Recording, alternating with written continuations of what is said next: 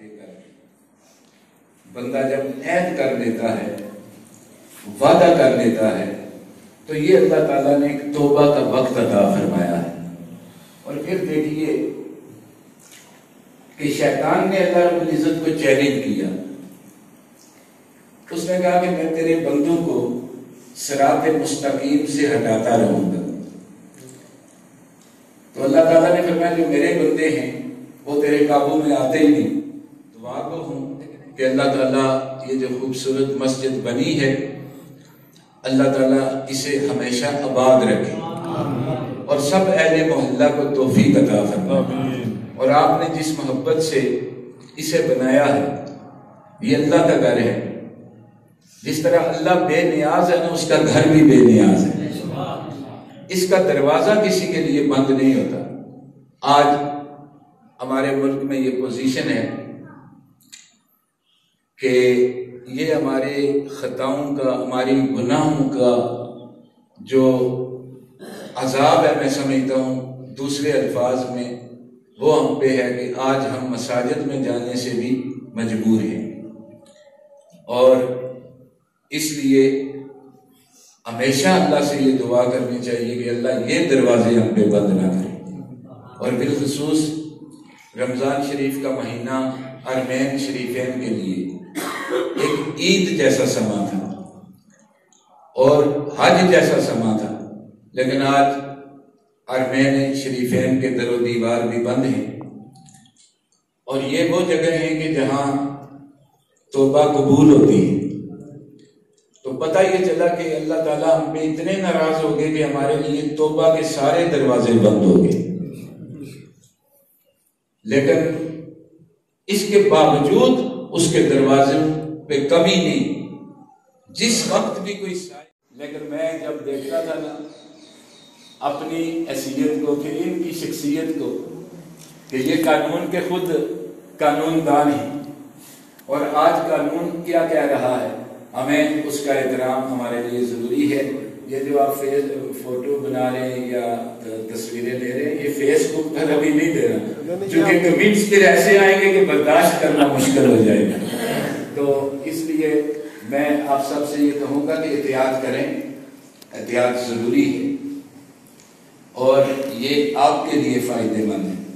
تو احتیاط سے جو کام ہم کریں کر سکتے ہیں، یعنی احتیاط سے آپ نماز بھی پڑھ سکتے ہیں، جمعہ بھی پڑھ سکتے ہیں، لیکن اس کے لیے بھی جو ضروری احتیاط ہے وہ ہمیشہ ہمیں کرنی چاہیے اس وقت۔ اور پھر علماء کا اور ہماری حکومت کے جو فیصلے ہیں، پچھلے جمعے میں پناگ شریف میں ہم تھے تو وہ کچھ انتظامیہ کے لوگ آ گئے، ابھی تقریباً لوگ جمع ہو رہے تھے، تو وہ مسجد کے دروازے پر آ گئے، انہوں نے کہا جی کہ ہم چلو سب کو منع کریں گے، لیکن اس کے باوجود بے شمار لوگ آ گئے۔ تو میں کہنا یہ چاہتا ہوں، کچھ لوگ مجھے واپس جاتے ہوئے ملے، میں بھی کہیں سے آ رہا تھا جمعے کے لیے، تو ان میں بڑا غصہ تھا۔ انہوں نے کہا جی دیکھیے آج ہمارے لیے اللہ کے گھر کا دروازہ بھی بند ہو گیا، اور کچھ رو رہے تھے اور کچھ غصہ کر رہے تھے۔ نہ کا خیالی ہوں، نہ جنت کا سوالی ہوں، نہ ممکن حال دونوں کا تنازع یا رسول اللہ۔ تو اس کے لیے بھی لالچ، یہ لالچ بھی نہ ہو، عبادت میں لالچ نہ ہو، نہ لالچ کی وجہ سے عبادت ہو اور نہ خوف جہنم کی وجہ سے عبادت ہو، بلکہ رب کے فرمان اور اس کی رضا کے لیے عبادت ہو۔ تو وہ ایک سجدہ بھی ہزاروں سجدوں پہ غالب آ جاتا ہے۔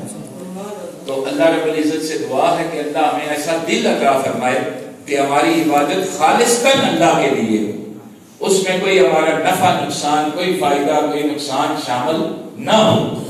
تو یہ عظیم لوگوں کی باتیں ہیں، اللہ تعالیٰ ہمیں بھی ان کے نقش قدم پہ چلنے کی توفیق عطا فرمائے۔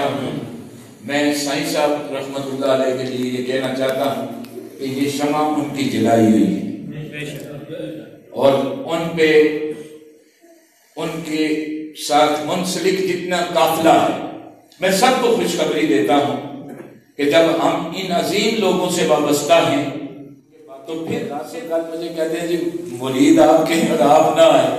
میں نے کہا یہ بات نہیں، ہم بھائی، چونکہ جناب نے ہمیں بھائی بھائی کہا ہے. یہاں پیری مریدی کا تصور نہیں اتنا جتنا کہ ہم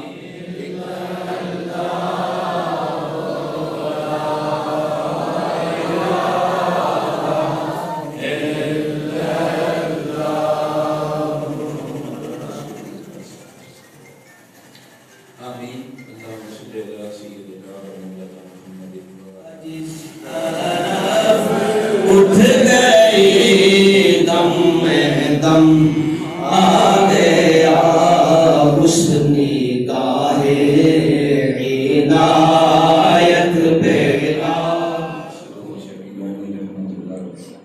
سائیں الدین رحمۃ اللہ علیہ اور جمیع اولیاء کرام کی بارگاہ میں پیش کرتے ہیں.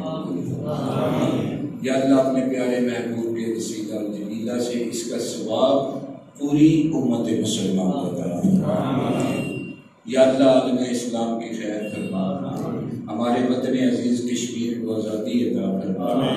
دنیا بھر میں جہاں جہاں مسلمان پریشان حال ہیں سب کی پریشانیاں دور فرما.